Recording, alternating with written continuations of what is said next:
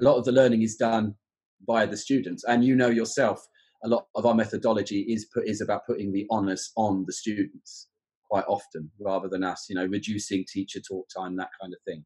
Yeah, Which absolutely. is something I do have to work on that still, actually. I do tend to talk a bit too much sometimes, I think. Yeah. I think it's a continual battle, right? Yeah. Something that stuck with me that Ian kept saying was, imagine you should be able to deliver this lesson if you lost your voice. Yeah. That's something he kept like, how would you deliver this lesson? How would you do it if you lost your voice? And that's something that's always stuck with me. Yeah. I like that. And it's the same as well. I think another thing to add to that, as we hurtle on ever more into the 21st century, is could you walk in and do this and teach the same things, have the same result, the same aim and objective achieved at the end if you just had a piece of chalk and a blackboard? Because I always prepare PowerPoints and things like this. I'll be doing that after this. My Sundays are spent preparing all of my things, because then I can sleep at night. I know my lessons are planned, and I'm happy with them. But I'm always conscious of the fact, traveling around to colegios, various things, that the stuff doesn't work. Technology fails. We're a long way from it being perfect. So I always ask myself, could I do this? Could I still teach something with just a piece of chalk and a blackboard?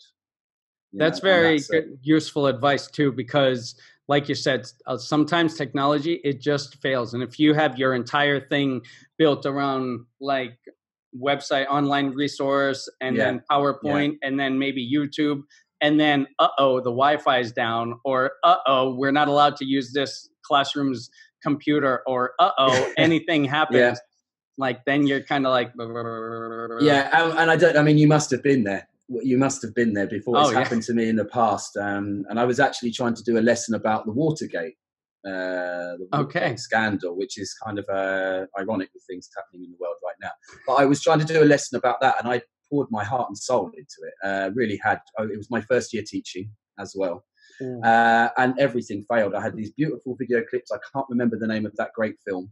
There's a really good film based on it. Nixon? But it's not Frost versus Nixon. Anyway. But it's not just called Nixon? No, I don't think so. I can't remember.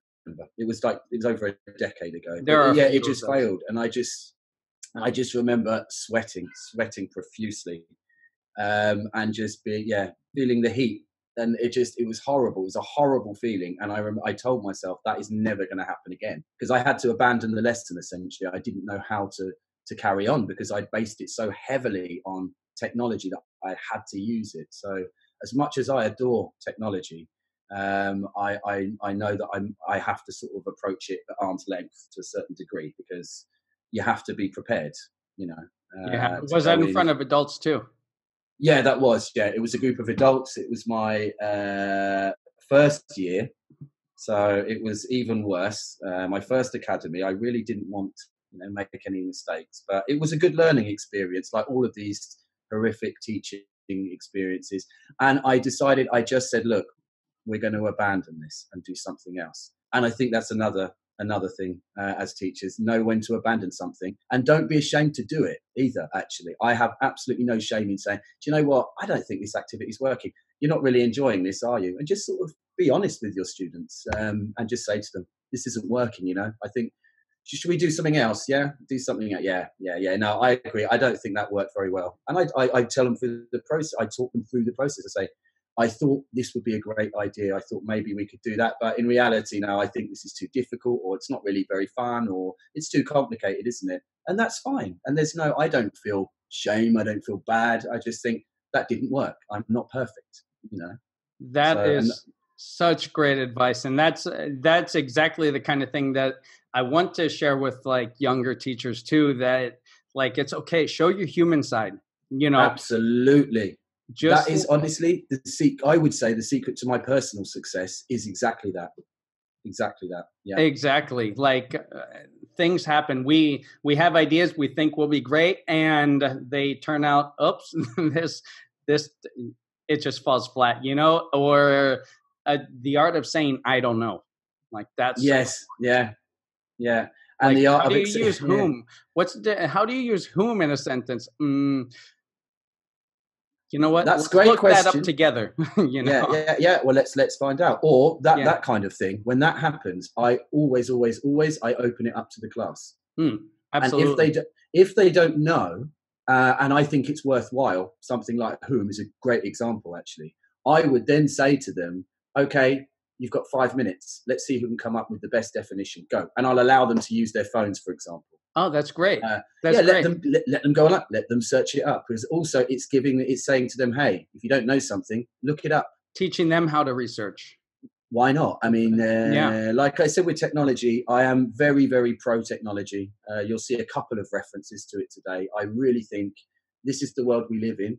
As much as I just said that we can't rely on it, kids, everybody's got phones, kids, adults, everybody has phones. Why are we not using them? So that's a good example when a question like that comes up, where everybody can get involved.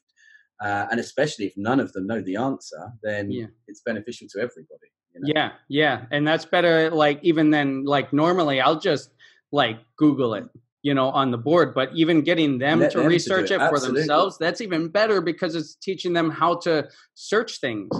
Yeah, autonomy is key. And that, when it comes to exams, it's absolutely... Hey guys, I'm sitting here with my daughter, Sophia. She's recording this, and I just want to thank you for watching this video. If you like it and you want to see another video like it, then right next to me, you can click another video for a fun lesson idea or a teaching tip. And don't forget to subscribe and click the bell so you get new videos every week. Keep teaching and keep learning. Thanks for watching. I'll see you next time.